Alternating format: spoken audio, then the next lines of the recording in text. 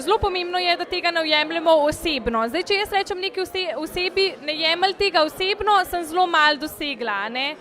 Tako da tukaj imamo različne metode, recimo ena od njih je coaching, kjer se čisto osebno dela, ker je zadaj, nikoli ne vemo, kaj je za tem vnejem v njegovi glavi. Če je pač, ne vem, lahko je slaba samopodoba, lahko samo zelo sprejema zavrnitve, mogoče sploh ne ve, kaj bi s tem naredil in pač, da te stvari nekako umestimo, a ne. Tudi tukaj ni enostavnega recepta, je pa ključ, da pridemo do tega, da pomeni zavrnitev, ne mogoče kaj drugega.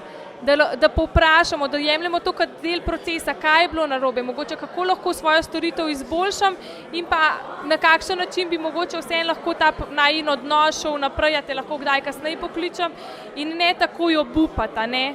Mogoče sam ni bil primeren trenutek.